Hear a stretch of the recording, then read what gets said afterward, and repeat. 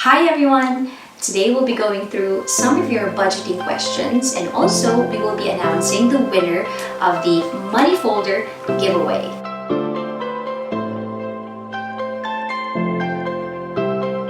As always, bago tayo magsimula, I'd like to say hi to the following people. Rexy Mendoza, we have Living in the Moment, Rhea, who lives in California. Hi Rhea! Also, Bethany Senyoran of Cebu. Maayong adlaw sa imo diha, Bethany. There's Sweet Lengleng and Maricar Lagamon from Bahrain and Marites Ramos. So, hi everyone and thank you very much for watching all the time. You might have noticed that ilang episodes nawala si MM. And the reason behind is last Friday, May 21, she got married. If you've been following me on Instagram, then you would have seen my post of MM and then her groom, who is now her husband. Ayan, nakakasal na siya noong Friday. Yun yung nakapagpabisi sa kanya, kaya hindi talaga namin siya mahagila. You might also have noticed that before we would post videos consistently, every Wednesday and Sunday. MM has been very busy, and also on my part, we are currently transitioning, from our move from Dubai to the Philippines. And for a couple of months, we have just been really resting and letting Noah settle down. And since he has settled down, so it's my turn and Deb's turn to really mobilize yung mga plans namin. It has been really taking a lot of our time, but honestly, I really do miss posting videos. In fact, marami kaming naka-line up talaga ng mga topics to discuss, particularly about business, about investing, and lessons about life also. So we will be doing that. You might be thinking na baka nakalimutan na namin or we've taken you for granted. Not at all. We're just really trying to keep pace as to what's happening also in our lives. And when things settle down also for me and Deb, and also MM now that she's a wife, so we'll give her the space and the time also. But we will be going back to posting twice a week. And hopefully, pag marami na talagang time, we'll be posting as often as we can. So that's about our life updates. And I mentioned earlier that we will be announcing the winner of this money folder. Ayan. So I want you to stay at the end of the video because I will be announcing the winner sa episode natin noong May 9, 2021. So sinabi natin why you think budgeting is important and then your budgeting question. In this episode, I will be answering some of your budgeting questions and then I will be announcing the winner. Inimpake na namin week. So ready na actually siya to ship. Pangalan, contact number, at address na lang ang kailangan. And the content of this money folder, and if you can see it, it's yellow. Nakapack na siya. So, the content of that is something like this.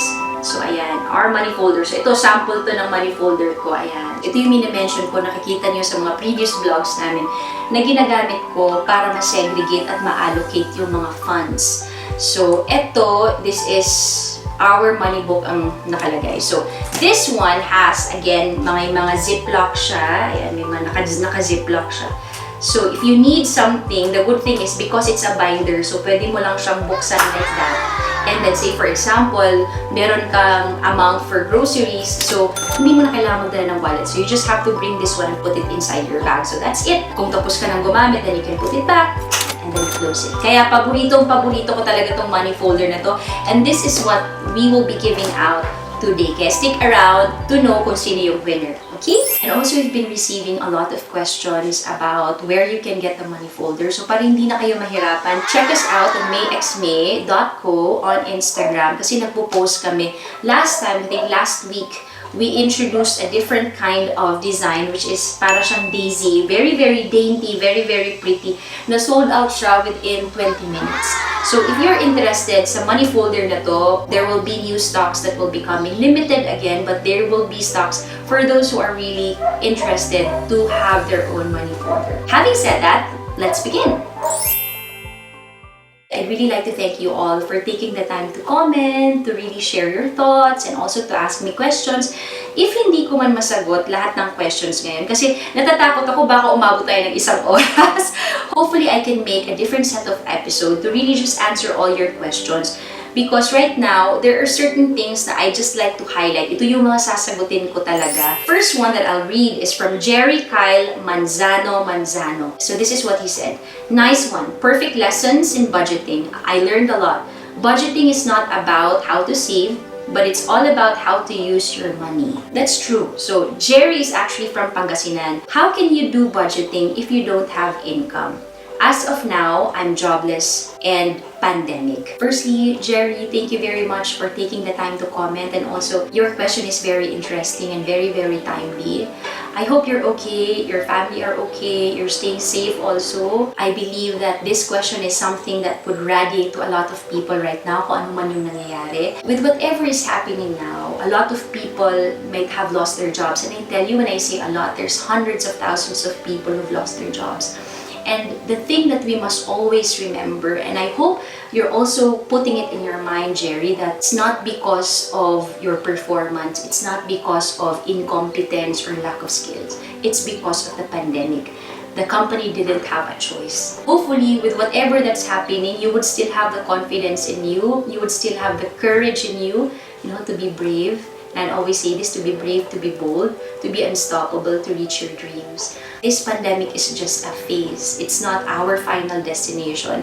Hindi siya yung final stop natin. It's just a phase. Again, Jerry, this is just a phase in your life and you will get through this. Maglo-look back na lang na once upon a time, I lost my job. But then when I was able to bounce back, I bounced back stronger and better. So I'll go back to your question na paano tayo makakapag-budget kung wala namang income na pumapasok. Jerry, I'm a firm believer that it's important to really position yourself. Right now, what we can do is really position. Whatever it is you're experiencing now is a phase. And sooner or later, you will find a job, or most probably if you began a business, magkakaroon ka ng income. Now is the time to really plot, how will my budgeting template look like? You can prepare already, maybe write it down in a notebook, right? Para ma-actualize na. So at least you're making that step. When this phase is over, I will be budgeting for my retirement fund. I'll be budgeting for my investment, emergency fund, holiday fund, and also those add-ons na pinag-usapan natin last episode, para at least you are still closer to that financial freedom na gusto mong makamit, is to position yourself now. You can create your template so that when things are better, again, implementation ka na lang. And I want to say this because some people might share na, wag talagang mangutang, if you can, avoid talaga debts. But there are circumstances, especially if you are, like in this example, na you have been caught off guard, hindi ka talaga nakapag-prepare, and then you lost your income stream, and then you have a family to support, so hindi talaga maiwasang umutang. And utang is a very hot issue, hot topic. Kahit when I was in Dubai before, we would hold seminars in the Philippine Consulate. Kung mahirap talaga ang panahon ngayon at hindi talaga maiwasang umutang, I think do so.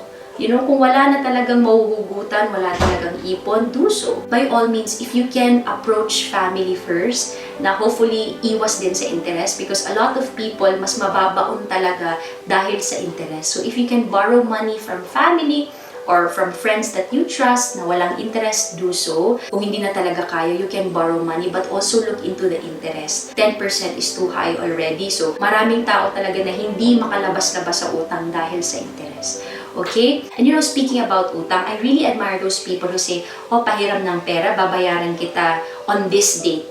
And then, come that date, nagbabayad talaga sila, or kung hindi man kaya, pupunta talaga sila sa inutangan nila. And they say, pasensya, wala pa talaga akong pera ngayon, hindi kita mababayaran ng buo, pero ito, meron akong 50 pesos. Ito muna ang kaya ko. I tell you, pag magkaroon ako ulit ng pera next week, babalik ako at magbabayad ako. So these people are people that I really admire because, they take accountability. Hindi naman natin talaga masisisi kung wala pa talagang pera, but the accountability and the responsibility to go to the person na hiniraman ng pera and say, ito lang muna ang kaya ko, pero ibibigay ko pa rin kasi nangako ako na magbabayad ako ngayong araw na. These are people that I really admire kasi merong iba talaga nag-ghost. Pag sisingilin mo, sila pa yung mga galit, di ba?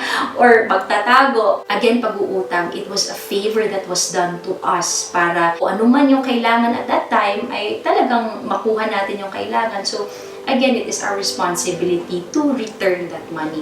And kung hindi pa talaga kaya, it is our responsibility to, stand up, to face the person and say, hindi ko pa kayang magbayad, ito lang ang kaya ko. Pero let me give this to you. 'Di ba? So kung yung inutangan mo, matutuwa pa talaga na, ay, itong tao na to, true to his word, true to her word. So in the future, kung mga ilangan ka man, ay talagang alam mo that person would be there. I mean, I would be there. Kung sa akin din yan nangyari, I would also appreciate that person. So that one. And lastly, Jeff, hopefully you are finding opportunities also to make money. So this is your opportunity to really unearth the creative juices na nasa sayo. So you could start a business, you could maybe ask people kung meron silang alam na online jobs, right? Because online jobs are actually very prevalent now. So marami ng mga nag-o-offer. So maybe you can do that also. Online selling right now, if there are things that you don't need anymore, maybe you can sell it also. So hopefully while you're waiting to get employed, if you're applying, you're also doing something on the side. Malay mo mag-bullseye ka sa negosyo mo, diba? So just keep trying and doing things also. To sum it up,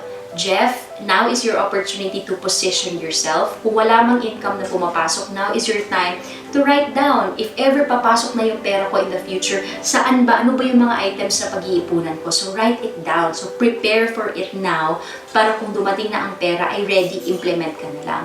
Secondly, kung hindi talaga may iwasang umutang ng pera, do so. But if you can, minimize the interest. And lastly, Jeff, things will get better. Again, this is just a phase. But as this is just a phase, this is also an opportunity for you to be a person of action. So, maghanap ng trabaho, maghanap ng sideline, kung anong pwedeng ibenta, anong pwedeng pagkakitaan, right? So, again, what I believe is, this pandemic shouldn't hinder us to be the best version of ourselves. Hindi, nawalan ako ng trabaho right? So, this must be the reason to be bold, to be brave, to be unstoppable, to really reach your dreams. So, that's my answer for you, Jeff. Medyo mahaba talaga yung nasagot ko. It's really because it's something that I feel marami talagang tao. Si Jeff is not the only person who lost his job. Hundreds of thousands, at hindi lang dito sa Pilipinas, all over the world. So, hopefully, kung ikaw ay may challenge din sa buhay, I tell you, this is just a phase. But while we wait for this phase to be over, also, it is our duty and our responsibility to do something about our situation. Kaya sinabi ko na kanina, we have to make a different set of episode to answer all your questions because your questions are very, very interesting. Alright, so I'll answer one last question and then I will be announcing the winner. Hopefully, this is something that everybody can relate also. It's from It's Me, Omi. And she says, budgeting is important because it helps you control your finances. So true. How much you spend, what are your expenses, magkano natira, pwede na ba mag-invest? Para hindi yung at the end of the day, you'll be surprised na, ay, wala na pala akong money, saan napunta? That's true. So her question is, how to stay on track? Madalas kasi sa umpisa lang tayo. After a while, hindi na natutuloy. Ayan.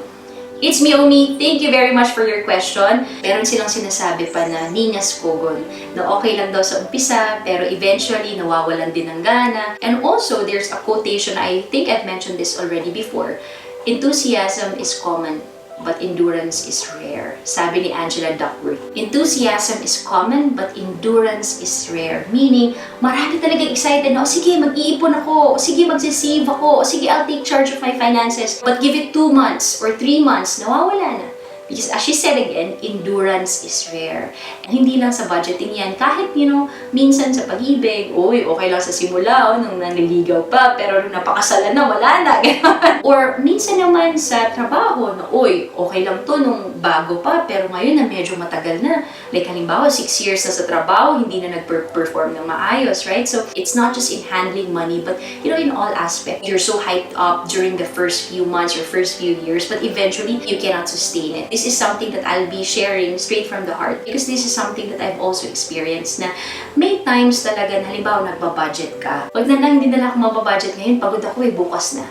Tapos, kinabukasan, something came up, something's keeping me busy, wag muna, bukas na. Eventually, hindi na talaga nangyari, right? So, what I do is, I tell myself, I think it's all about self-mastery, Omi, that we really have to conquer ourselves and we really have to be master of ourselves. Halimbawa, myself tells me, bukas na yan, kaya pa naman Or you can do that tomorrow. What I do is, I really talk to myself na no, I have to be a master of myself. Sinasabi na endurance is rare. I want to be one of those rare people who does it. And again, it's all about conquering yourself. It's always talking to yourself. Sinasabi ko rin sa sarili ko, Omi, kung hindi ko to ginawa ngayon, next time, magkakaroon ako ng excuse, okay lang yun, last time hindi ko nagawa So, I really make sure na I stick to it by hook or by crook. Unless, like emergency na life and death situation, then I can say na, okay, hindi ko to gagawin. But, so what I have done before is I set chunks. Target ko lang talaga is, I want to make sure na once a month on this date magbabudget ako. Kahit anong oras, but within this day dapat magbudget ako. And then in-expand ko yung goal ko na dapat straight 3 months makapag-budget talaga ako. And after that, dapat next 6 months until it has become a habit na ngayon sa akin, normal na lang talaga. I'll go back to what Angela Duckworth said, enthusiasm is common, endurance is rare. That's something that I have placed in my heart. I don't want to be part of the common. I want to be one of those rare people. Because the people who are successful, the people who really succeed in life, are those who step up. You know, who goes out of their comfort zone. It's comfortable na hindi mag-budget. It's comfortable to just, browse na lang sa Facebook or, talk to friends on Messenger or watch Netflix. But, the successful people goes out of their comfort zone. Successful people are people of action. And I think it's all about what do you want to happen in your life. You want to be a person who reaches one's dreams and reaches one's goals. You have to endure. So again, Umi, that's what I do. I talk to myself. Again, my goal is to master myself, to overcome my weaknesses. If all of us do that, endurance wouldn't be rare anymore. So how about that? Yung mission na yung endurance wouldn't be rare, but it would now be a common thing for everybody. So, Omi, all the best in your budgeting. And I tell you, if darating yung araw na mababudget pa, huwag na lang kaya. Let's go out of our comfort zone and let's be part of those rare people. Guys, hopefully you learned something sa mga sinabi ko kanina. We were only able to answer 2 questions from 2 people. And the reason why I took my time to answer, because, each topic deserves to be talked about. Each topic deserves to be discussed, na hindi lang 1 sentence, 2 sentences. To proceed, now we'll be announcing the winner of the money folder giveaway. Everybody who commented and everybody who asked questions deserve to really get this money folder. It was really tough for me to choose who. Pero hopefully you will agree with me. Ito, ibibigay natin sa tao na who's undergoing a phase in his life right now. And hopefully, with this money folder, ay ma-inspire din siya at ma-encourage din siya to really, what we said earlier, to position na things might be tough right now since he lost his job, but hopefully with this money folder, every time he looks at this, he will say, you know what, when this phase is over, when my time gets better, when there is money that comes in now, then I will make sure that I will budget my money. And with that said, hindi mo na kailangang bumili ng budgeting folder because I will be giving and I will be sending it to you. Having said that, Jerry, Kyle, Manzano, congratulations! You won this money folder!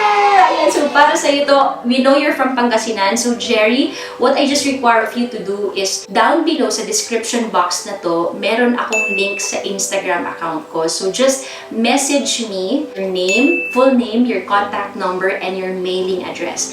And as soon as I get those details, I promise that I will be shipping this money folder as soon as possible. This is ready, Jerry, and it is coming home to you. So there you go, guys. To everyone, thank you very much. To those who commented, who asked questions, hopefully we can create another episode and we'll answer all your questions. And having said that, as always, take care and stay safe. And I'll see you again next time. Bye!